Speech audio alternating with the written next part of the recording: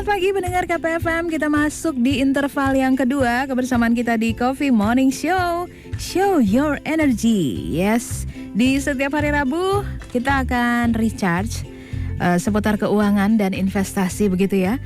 Langsung bersama Mas Ryan Filbert, seorang praktisi inspirator investasi Indonesia, juga penulis puluhan buku bestseller nasional. Hari ini, seperti Shirley katakan di awal tadi, kita akan bahas mengenai investasi yang mengalami penurunan. Apakah ada? Yuk kita tanyakan langsung. Selamat pagi, Mas Ryan. Selamat pagi Mbak Shirley, dan juga selamat pagi kepada seluruh pendengar KP dimanapun Anda berada. Yes, di Jakarta hujankah atau gimana Mas Ryan? Saya baru masuk mobil ini, ternyata kacanya ini basah. Tapi saya nggak tahu kapan hujan. Di Balikpapan gerimis manja Mas Ryan. Iya, oke. Iya. Mas Ryan, Okay, ini ngobrolin investasi ternyata ada mengalami penurunan juga ya? Iya, sebenarnya kalau misalnya investasi secara umum ya, memang harus ada yang turun, harus ada yang naik. Ada satu hal yang bisa kita pelajari ya sama-sama ya. Saya mempelajari ini dari tren mulai saya belajar investasi dari 2004. Jadi saya pertama kali itu mencoba untuk mengambil kesimpulan, berakhir dengan suatu kesimpulan bahwa kalau semua instrumen investasi yang mungkin kita semua tahu ya, misalnya kita mungkin breakdown ya, dari pertama saham, yang kedua reksadana tentunya ngikutin saham, lalu ada juga mata uang, lalu ada juga mungkin bisnis-bisnis dalam kehidupan sehari-hari kita itu kan adalah sedang diinvestasikan oleh orang juga kan? Iya. Lalu ada surat hutang negara dan lain sebagainya. Itu naik barengan, termasuk properti naik barengan. Itu mesti hati-hati. Itu saatnya Anda boleh check out. Artinya Anda boleh kurangi portofolio investasi Anda. Jadi sekarang kita akan coba ambil suatu gambar bahwa kalau misalnya ditanya, oh Ryan, kalau investasi itu ada yang lagi turun ya, terus saya kok kayaknya nggak nyaman. Bukan, justru Anda harus tidak nyaman dengan dua kondisi. Pertama, yaitu adalah ketika seluruh instrumen investasi seperti itu good to be true, itu naik terus. Itu Anda mesti hati-hati. Dan juga ketika seluruh investasi dalam keadaan yang sama persis kompak semua turun, tidak ada yang naik. Oh, ini juga harus hati-hati. Bahaya, kenapa? Karena ini akan berkepanjangan. Oke.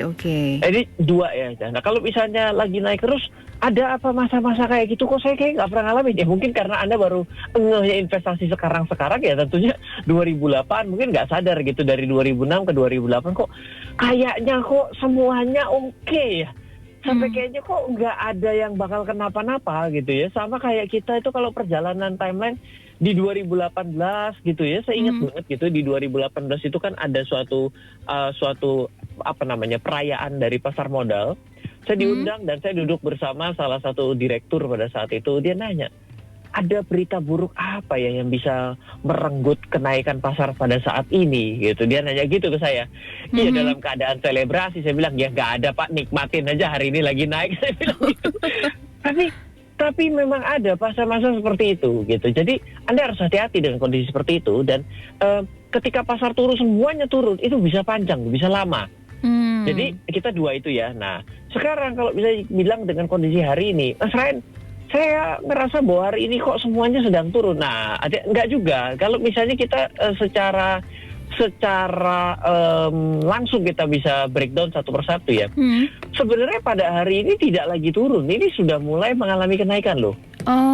Yes, jadi kalau kita lihat grafiknya secara 1 tahun ya, hampir 1 tahun, tapi 6 bulan, 1 tahun lebih lah dari tahun lalu gitu. Sebenarnya kita sudah mulai pulih, sudah mulai lumayan. Iya. Dan kita melihat harga-harga lain juga sudah mulai kembali naik, meskipun tidak terlalu langsung gitu ya. Misalnya pada sektor realnya terlambat. Di mana sektor real itu adalah sesuatu yang ada di dalam kehidupan kita sehari-hari. Sektor investasi pasar modal itu adalah sesuatu yang kita tidak lakukan setiap hari, tapi harganya bergerak secara setiap hari. Misalnya beli saham, itu kan yang namanya saham bisa bergerak setiap saat, tapi sebenarnya kan yang membuat harga saham itu bergerak itu kan adalah kinerja perusahaannya dong. Iya. Bisa dong kinerjanya ternyata di kuartal ini. Nah, kuartal ini kan berarti kan artinya perlu waktu 3 bulan untuk dia membuat laporan keuangan dan tercermin. Lah, walaupun 3 bulan sekali diupdate mengenai laporan keuangan, tapi pergerakan sahamnya setiap saat itu jalan loh. Nah, jadi artinya apa? Jadi artinya adalah yang namanya pasar modal, sektor investasi yang sifatnya adalah capital market, itu akan selalu jalan duluan dibandingkan sektor realnya. Oke. Jadi contoh nih, kita lagi ngetren kasusnya adalah, bukan kasus lah, berita bahagia. Kita kalau kasus tuh kan konotasinya negatif. Berita bahagia gitu ya. Wah, ini era-era bank digital gitu ya.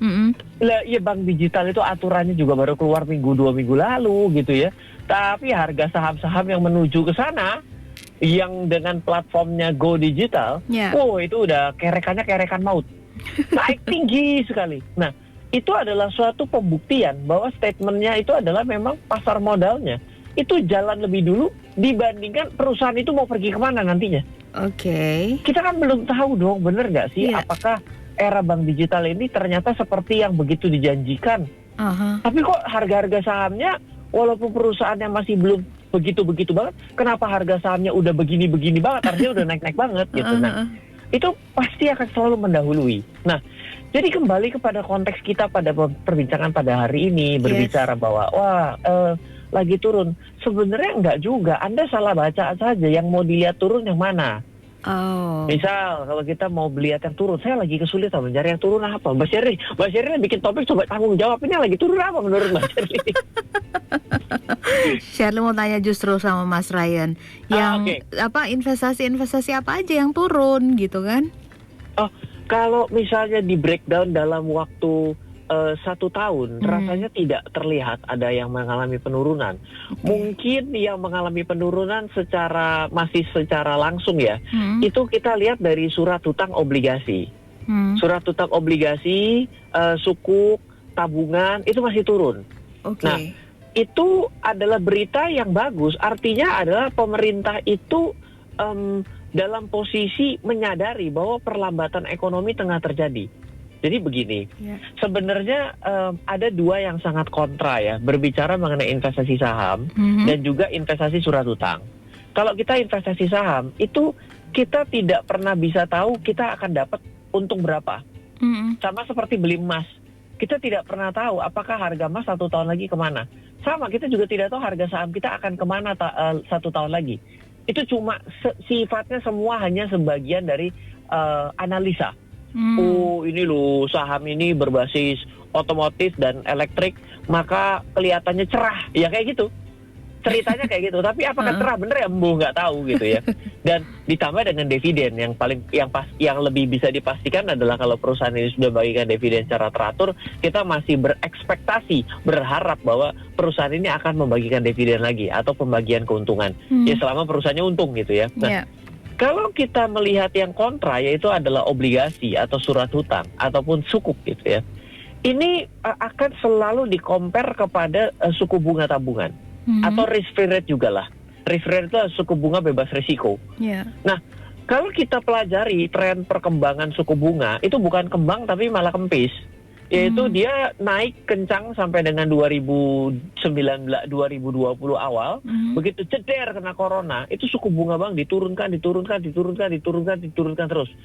Correct me if I'm wrong, kalau sekarang kita itu di di 7 days repo rate itu di 3,5 kalau saya tidak salah ya, 3,5. Tapi tidak akan lari jauh dari angka tersebut. Nah, dan itu diturunkan terus-menerus dari level 6,5%. Nah, apa yang kita bisa baca? Artinya kita agak sedikit belajar teori makroekonomi. Jadi kenapa diturunkan terus? Diturunkan terus itu sebenarnya agar membuat orang-orang yang punya uang besar itu jadi enak untuk nabung. Kenapa kok enak untuk tabung? Karena kalau uang itu terus ditabung, akhirnya orang-orang kan nggak cenderung belanja ya. Nah, tidak ada perputaran ekonomi di situ. Nah, bila tidak ada pembelanjaan, maka tidak adanya pertumbuhan. Contoh gini sekarang, kenapa sih ada sebuah pabrik membuat pabrik yang baru? Iya, jawabannya adalah karena pabrik itu kelebihan permintaan.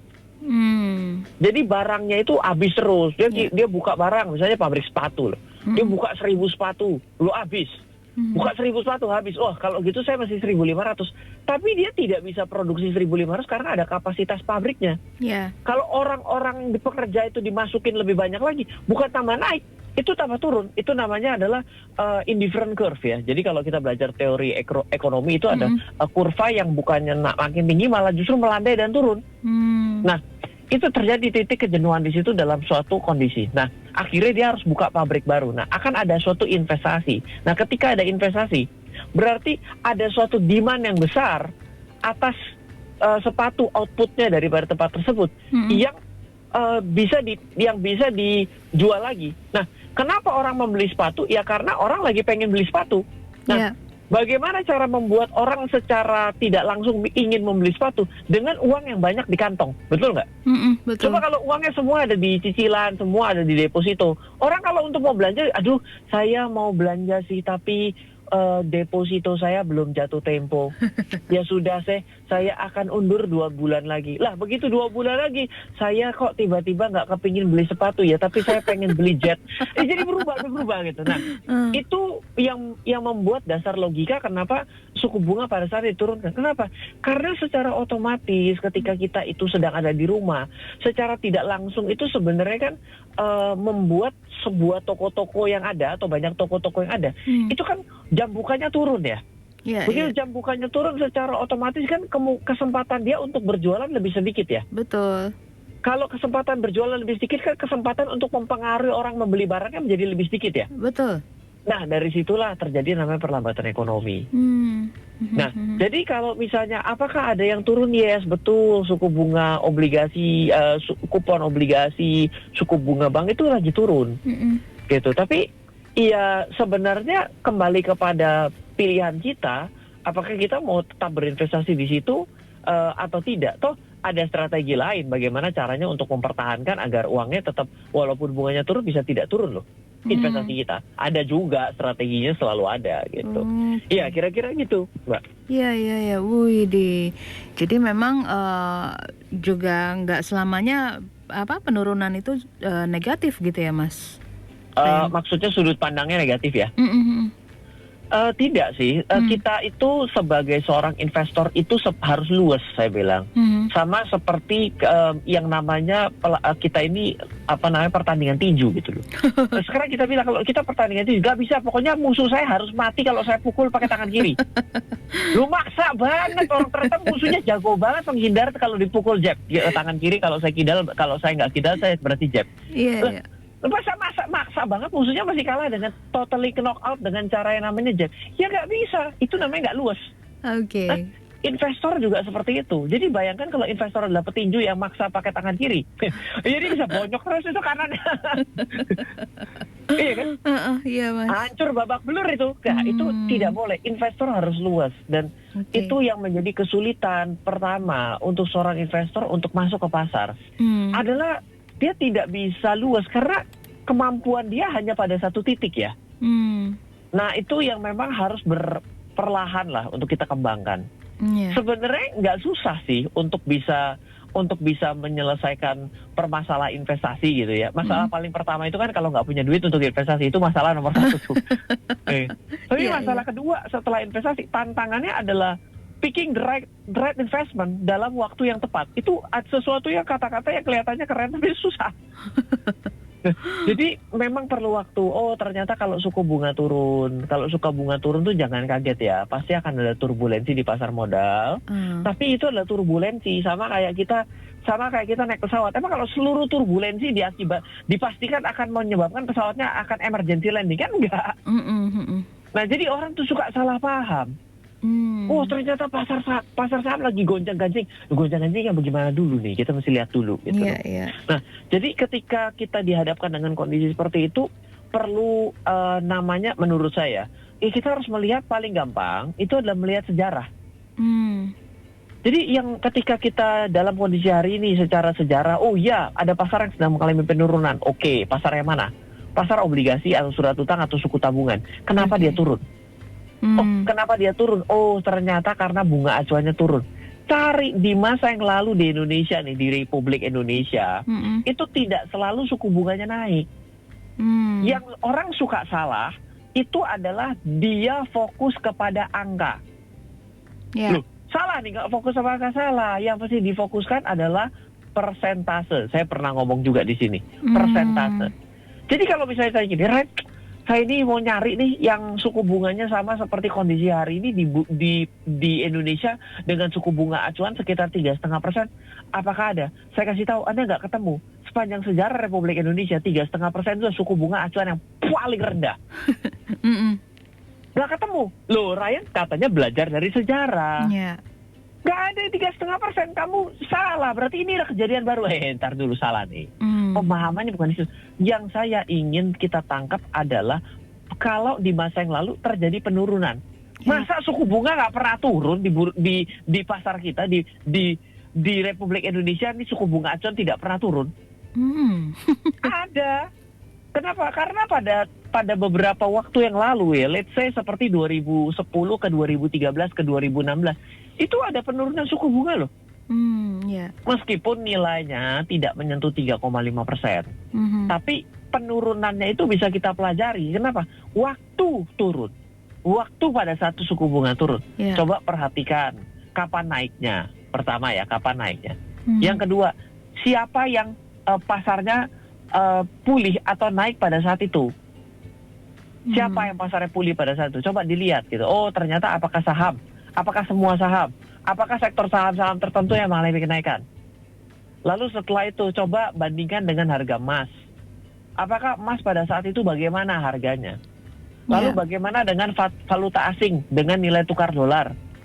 Lalu bandingkan juga dengan yang namanya properti. Karena properti kan sebagai suatu instrumen investasi yang memang langsung direct kan, direct investment tuh.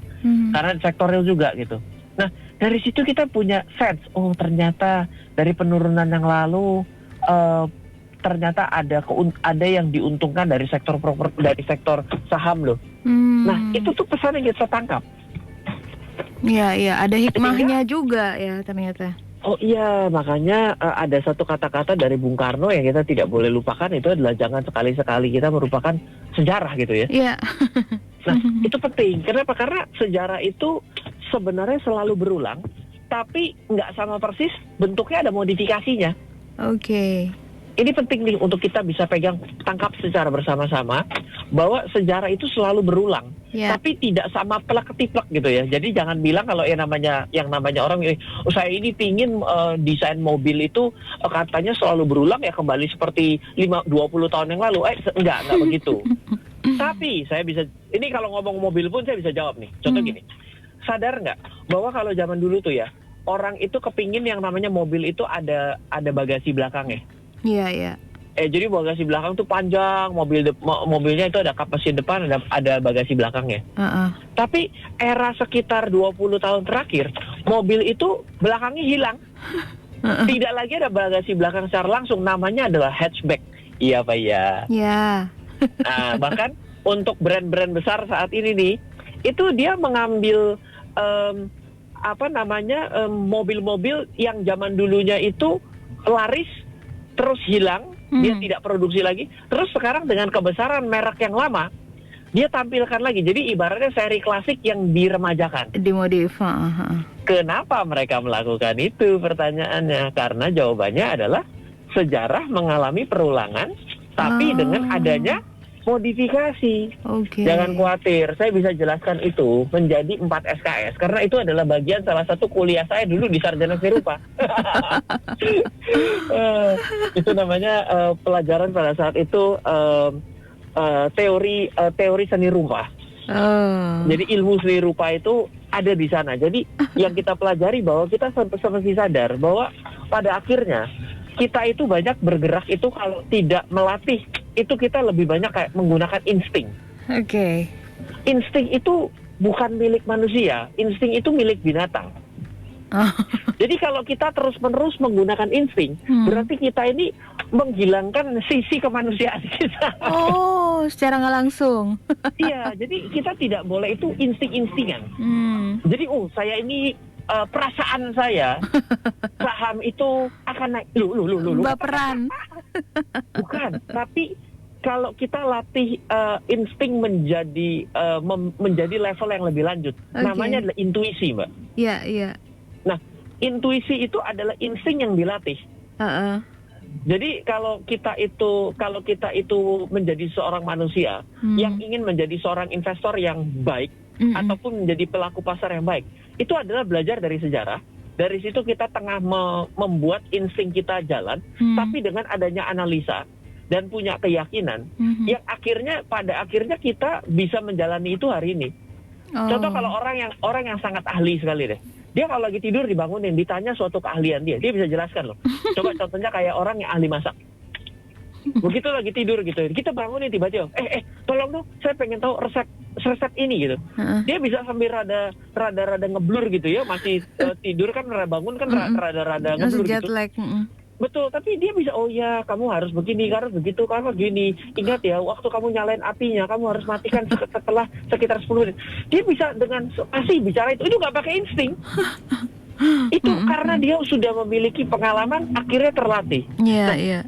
Dalam keadaan suatu perubahan yang dinamis ke depan menjadi seorang investor, itu perlu ada intuisi. Sama kayak tadi itu, ketika saya bilang, kalau Anda latih tinju, Anda naik ring, Anda maksa bahwa musuh Anda itu harus jab baru TKO, Anda bakal dipukulin habis-habisan di seluruh sudut loh. Perut Anda akan digebukin, muka Anda akan selalu kena pukul, ya kan? Belum lagi nanti sudah Anda berpikir muka ternyata tiba-tiba kena ke perut, begitu perut tiba-tiba ke muka, Anda bilang, kok jadi pasar ini kayak mukulin saya ya? Instrumen investasi kok mukulin saya? Ya karena selalu berpegang kepada satu prinsip dasar, yang saya mau yang ini loh, ya kok pasar dipaksa. Emang situ punya kemampuan memaksa pergerakan pasar. Jadi kalau yang turun itu bagus. Sebenarnya turun itu selalu ada berita bagus. Turun di tempat itu bagus, atau turun bagus di tempat lain. Iya. Contoh, kalau misalnya saham turun, itu menurut saya bagus. Kenapa? Karena ketika contoh ekstrim, ketika tahun 2020 ke 2021, saya rasa saham turun tuh bagus. Kenapa? Karena semuanya turun, betul nggak? Betul. Nah, ketika semuanya turun, kita ini enak. Kenapa? Kita ini tidak perlu suruh yang pura-pura bagus itu bertahan. Yang pura-pura bagus pasti akan bablas sendiri. Sahamnya akan hancur sendiri. Agak bingung begini contohnya. Contoh sederhana gini. Di Bursa Efek Indonesia dari 740-an saham, secara logika, apakah percaya bahwa seluruh saham yang ada di sana perusahaannya baik-baik saja? Ayo, percaya nggak, Mas Sherry? Enggak.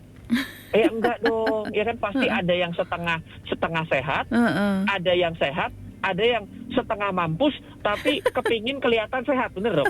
Iya. Ya dong. Wah, pokoknya dengan berbagai macam promo-promo dia begitu keren bahwa ini adalah perusahaan paling hebat seantero jagat, ya kan? Bisa aja dia bisa stand begitu, ya kan? Tapi begitu kondisi perekonomian tidak bagus, dia akan kesusahan untuk berbohong. Iya. Waduh, saya berat banget ya. Akhirnya apa? Akhirnya perusahaannya muncul aslinya, beneran jelek.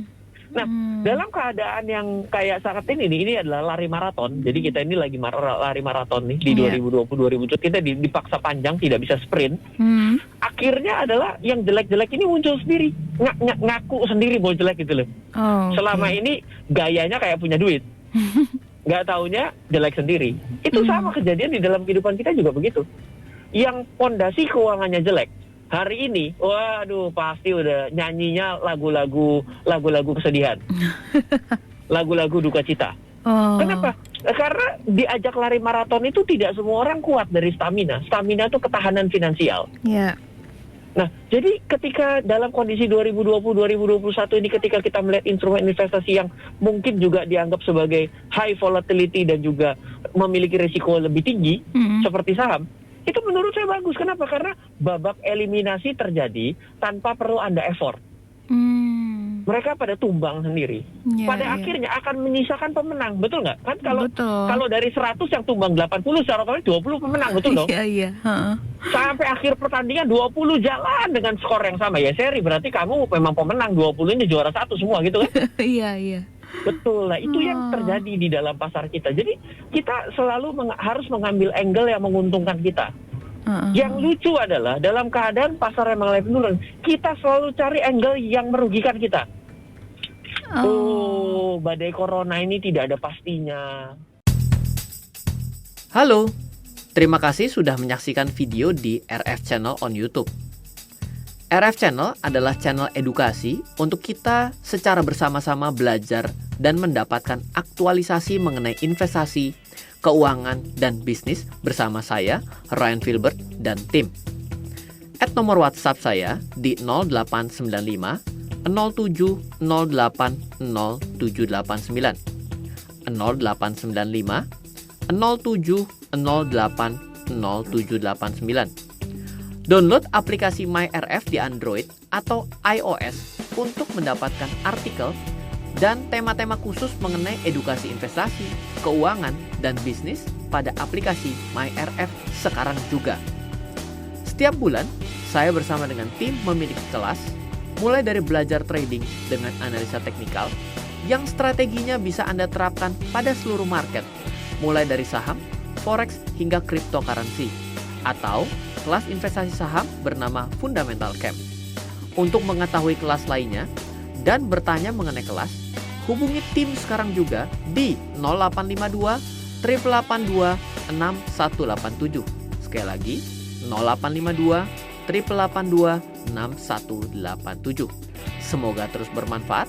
Dari saya Ryan Filbert, salam investasi untuk Indonesia.